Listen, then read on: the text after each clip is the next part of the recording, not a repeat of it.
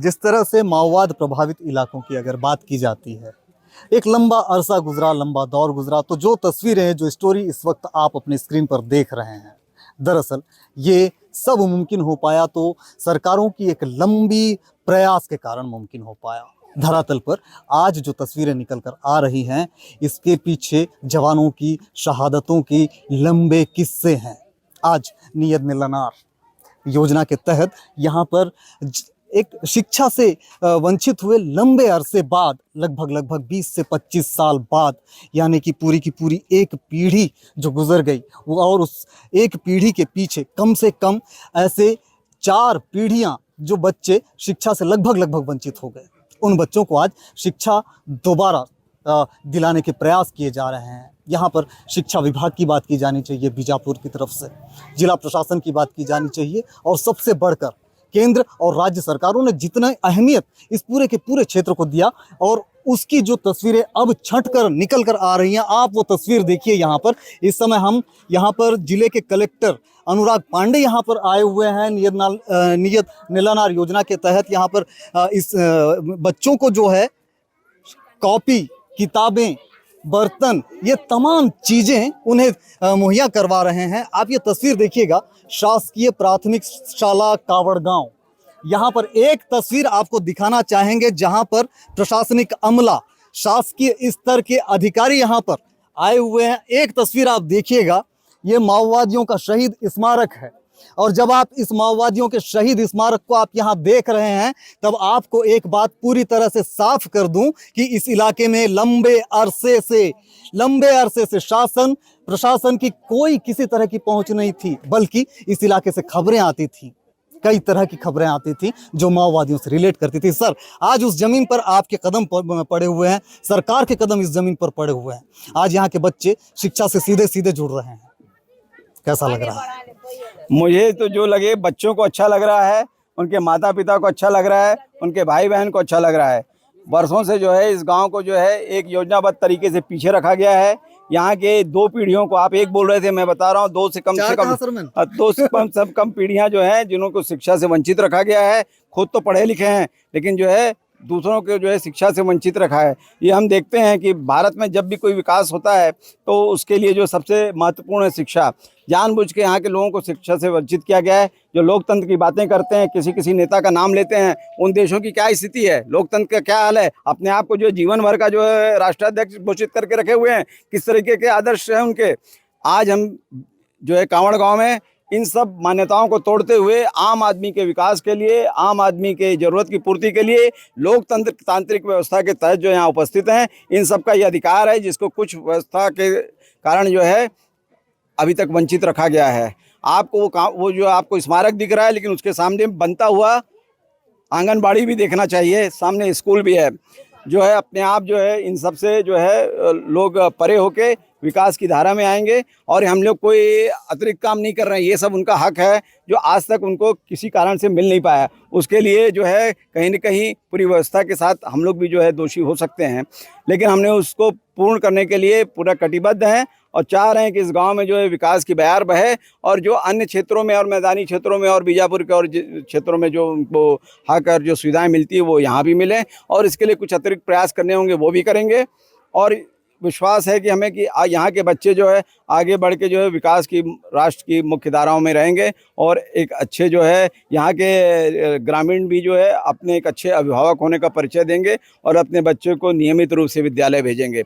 इसलिए मैंने सभी अभिभावकों के लिए एक कलेक्टर की पाती भेजी है, जिसमें बहुत सारी चीज़ें मैंने लिखी है। हो सकता है बहुत से अभिभावक सीधे ना पढ़ पाएँ, लेकिन आसपास के हमारे सरकारी अमले या उस गाँव के जो है शिक्षित युवा उनको पढ़ के सुनाएंगे कि ये व्यवस्था क्या है। इसी तरीके से हम हॉस्टलों की व्यवस्था सुधार रहे हैं, तो हमें पूरा विश्वास है कि कुछ ही समय में जो है बीजापुर एक सामान्य जिले की तरह विकसित होते जाएगा। सर, शिक्षा की बात हो गई, स्वास्थ्य के क्षेत्र में इस क्षेत्र में हम देखते हैं कि यहाँ पर इस इलाके में स्वास्थ्य के महकमे की या फिर स्वास्थ्य सुविधाओं की वाकई ज़रूरत महसूस की जाती है। सर, तो इस दिशा में कब तक प्रयास सफल होते नजर? अभी हम इसके लिए चरणबद्ध तरीके से काम कर रहे हैं। स्वास्थ्य विभाग का अमला भी यहाँ पे शिविर लगा चुका है। अभी किसी ने मुझे अपने स्वास्थ्य के बारे में बताया, तो यहाँ जो 2 कैंप लगे हुए हैं, वहाँ के लिए भी मैंने अनुरोध किया है कि जाकर अपना स्वास्थ्य परीक्षण करा सकते हैं, अपनी दवाइयाँ ले सकते हैं। इसी तरीके से नित जो है नए प्रयास होंगे। विद्यालय भी शुरू हुआ है, तो जो है और आंगनबाड़ी प्रारंभ हो रही है, तो स्वास्थ्य सुविधाएं भी कहीं कोई दूर नहीं है, वो भी जल्दी यहाँ आएंगी। और अन्य जिलों की तरह यहाँ भी जो है सभी संचार की भी सुविधाएं होंगी। यहाँ भी जो है मोबाइल टावर रहेगा, यहाँ भी जो है लोगों के पास जो है रोजगार के वैकल्पिक अवसर होंगे।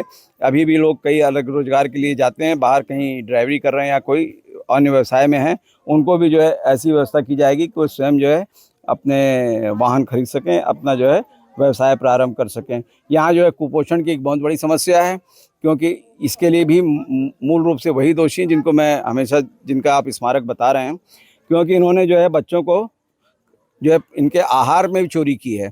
ये जो है राशन कार्ड चोरी कर, राशन की चोरी कर रहे हैं लोगों से। अभी जो है अब ये बहुत हो चुका, अब नहीं होगा, और इसका जब पुरजोर मुकाबला किया जा रहा है मैदानी क्षेत्र में।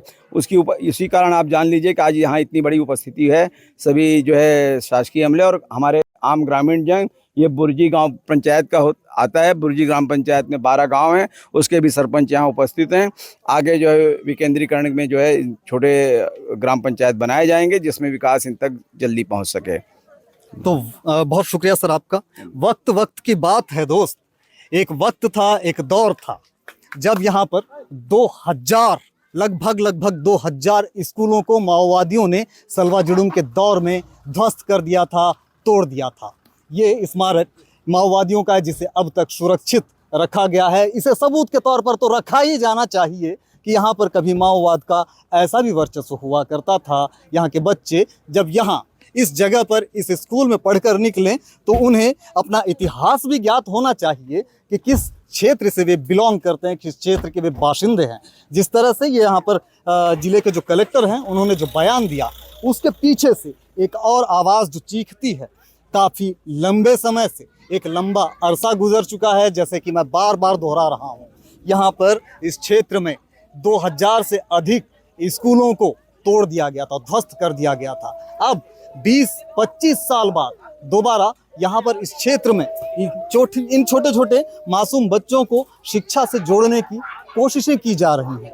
अब यहाँ जो चीज़ें चल रही हैं, इन चीज़ों को आप देखिएगा कि यहाँ अगर ये शिक्षा वाकई, यहाँ शासन की ये व्यवस्था, शासन की ये योजना अगर यहाँ पर सफल हो जाती है, तो यहाँ पर जो ये बच्चे, आपको घंटी की आवाज़ आ रही है, आप एक तस्वीर भी देखिएगा, यहाँ पर जो घंटी बजा रहे हैं ये तस्वीर भी देखिएगा। यहाँ आज विस्तार न्यूज़ के स्क्रीन पर आप देख रहे हैं उस गांव में घंटी, स्कूल की घंटी बजने की तस्वीर, जिस गांव में लंबे अरसे से सिर्फ और सिर्फ एक ही खबर निकल कर आती थी कि यहाँ पर सिर्फ और सिर्फ माओवादियों का बोलबाला है। और अब हम स्कूल के अंदर भी चलेंगे, स्कूल के अंदर की भी तस्वीरें हम आपको दिखाएंगे। आप देखिए ज़रा कि यहाँ इस क्षेत्र में स्कूल खोला जाना अपने आप में कितनी बड़ी सफलता है। दरवाज़ा उस तरफ से है, हम आपको दिखाते हैं अंदर की तस्वीरें भी। ये पहली तस्वीरें हैं, आप इन तस्वीरों को देखिएगा। स्कूल के यूनिफॉर्म में बच्चों को देखिएगा आप, छोटे छोटे बच्चे हैं स्कूल के यूनिफॉर्म में, छोटे छोटे बच्चे। हिंदी आती है बेटा? हिंदी वाइता बात है पे देर पे। हाँ हिंदी वाइता। हिंदी नहीं आती है बच्चों को, पहली बार यहाँ के बच्चे स्कूल आता है। हिंदी आती है बेटा किसी को? हिंदी आती है? हिंदी वाइता, हाँ हिंदी वाइता यानी कि हिंदी आती है क्या? हम गोंडी बोली में इनसे बात करके समझने की कोशिश कर रहे थे। ये तस्वीर देखिए, कितनी सुखद और कितनी प्यारी तस्वीर है। सोचिएगा कि इतने सारे बच्चे जब शिक्षा ग्रहण करके अपना इतिहास जानेंगे, देश दुनिया की राजनीति समझेंगे, आधुनिकता की बारीकियां समझेंगे, विज्ञान और वैज्ञानिकता का मनोविज्ञान समझेंगे, तब ये इस क्षेत्र का कैसा विकास कर पाएंगे, ये देखने वाली बात तो होगी। लेकिन एक और भी बात यहाँ पर बहुत बड़ी चुनौती बनकर निकल कर आती है। चुनौती ये है, ये जो स्तंभ आप देख रहे हैं, ये दरअसल मृतक स्तंभ हैं। इस तरह से जो यहाँ की आदिवासी जो समुदाय हैं, वो जब अपना कोई उनका जो साथी या फिर उनका परिवारजन जब उसकी मृत्यु हो जाती है तो इसी तरह से वो पत्थरों से एक मृतक स्तंभ बनाते हैं, लेकिन ये दरअसल माओवादियों का मृतक स्तंभ है जिसे कवर कर दिया गया है मिट्टी से। प्रशासनिक अमले की और पुलिस प्रशासन के आने के दरमियान इस पूरे के पूरे जो नामों को जो है जहाँ जिन चीज़ों से माओवादियों की ये मृतक स्तंभ हो सकते हैं, इसलिए इसकी पहचान हो सकती थी, उसे ढक दिया गया। लेकिन सिर्फ पहचान ढक देने से तस्वीरें बदल नहीं जाएंगी पूरी तरह से। आप देखिएगा इस तरफ बच्चे कतारबद्ध होकर इस सड़क पर चल रहे हैं। एक लंबा दौर गुजर चुका है। इस इलाके में इस तरह की कोई सड़क नहीं थी, सिर्फ और सिर्फ एक पगडंडी हुआ करती थी इस इलाके में। अब देखिए कि इतने सारे बच्चे यहाँ पर शिक्षा ग्रहण करने के लिए आएंगे। ये पहली बार ये कोशिश की जा रही है ज़रूर, लेकिन इस सफलता के पीछे एक लंबा इतिहास है सरकारों की कोशिशों का, सुरक्षा बलों की कोशिशों का। अब देखना तो ये होगा कि इस इलाके में ये जो सुखद तस्वीरें नज़र आ रही हैं, ये सुखद तस्वीरें क्या वाकई वो तस्वीर पेश कर पाएंगे जिसे शिक्षा का परिणाम कहा जाना चाहिए। हमारी नज़र बने रहिएगा आप विस्तार न्यूज़ के साथ। युगेश चंद्राकर, विस्तार न्यूज़।